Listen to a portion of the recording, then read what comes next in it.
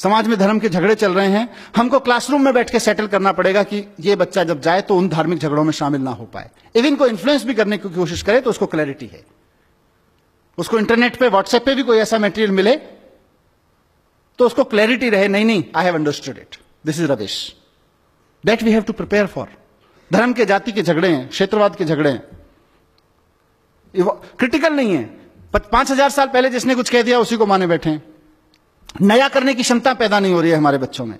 आप देखिए कितने बच्चे हैं जो नया पैदा कर सकते हैं, नया सोच सकते हैं, क्योंकि नया करने के लिए रिस्क चाहिए, रिस्क लेने की क्षमता चाहिए, और रिस्क लेने की क्षमता हम लोग नहीं पैदा कर पा रहे हैं बच्चों में। क्योंकि हम जब पैदा कर पाएंगे तो हमारी क्लास में पढ़ने वाले 40 बच्चों में से कम 38 के बीच होनी चाहिए। अभी तो 38 में से 40 में से 2 के बीच है, उसके बहुत सारे और संयोग कारण हो सकते हैं। क्योंकि जब क्लासरूम से रिवॉल्यूशन से पैदा होगा, कॉन्फिडेंस पैदा होगा, नया करने की जिज्ञासा पैदा होगी, हिम्मत पैदा होगी, तो वो 40 में से 38 बच्चों की में पैदा होगी कम से कम। और उसका नतीजा क्या हो रहा है? एक नेशन जो अपने आप में कॉन्फिडेंट नहीं है, एक सोसाइटी जो अपने आप में अपने थॉट्स पे कॉन्फिडेंट नहीं है, अपने थॉट्स के प्रति क्रिटिकल, अपनी कन्वेंशंस के प्रति क्रिटिकल नहीं है, कुछ नया करने की हिम्मत नहीं जुटा पा रही है। 1500 साल पहले आर्यभट्ट ने कहा था शून्य है, शून्य की खोज की उसने किया, और हमने 1500 साल क्या किया?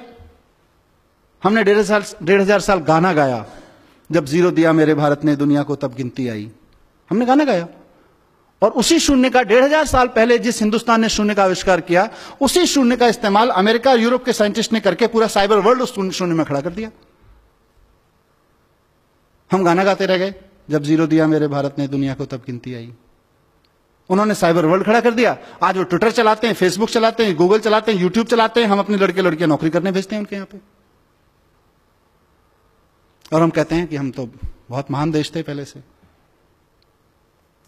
हम अच्छा हमने किया है, काफी कुछ किया है, ऐसा नहीं है कि एजुकेशन में कुछ नहीं हुआ। मैं with due respect to every educator मैं कहना चाहता हूं कि एजुकेशन की आज तक की बहुत अचीवमेंट हैं। आज मैं अगर आपके सामने खड़ा होकर इस मंच से बोल पा रहा हूं और आप में से कोई इस बात को लेकर क्वेश्चन नहीं कर रहा है कि ये जो आदमी इतनी बड़ी बड़ी बातें यहां कर रहा है, इसका धर्म और जाति क्या है, वो एजुकेशन की अचीवमेंट है आज हमारे यहां।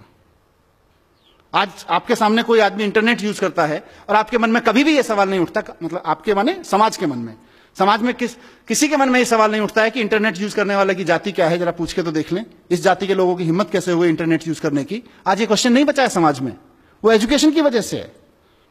500 साल पहले गुलाम खरीदना और रखना या गुलाम की तरह बिकना समाज की स्वीकृति में था।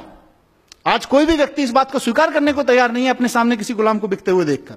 खुद के लिए गुलाम होकर बिकना या खुद के लिए गुलाम खरीदना तो अलग छोड़ दीजिए, ये एजुकेशन की अचीवमेंट है।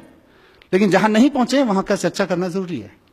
जो छूट गया एजुकेशन से वो बहुत क्रिटिकल है और वो बहुत स्लो है।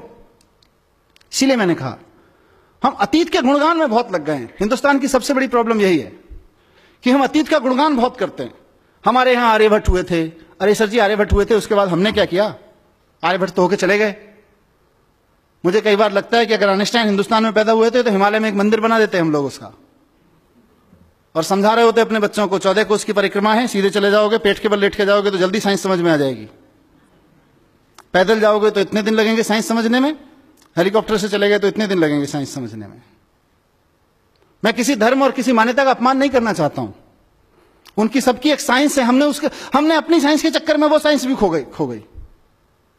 हम सिर्फ चालीसाएं रट रहे हैं, आइंस्टाइन चालीसा, आर्यभट्ट चालीसा, और हम चालीसाओं का देश बन गए हैं।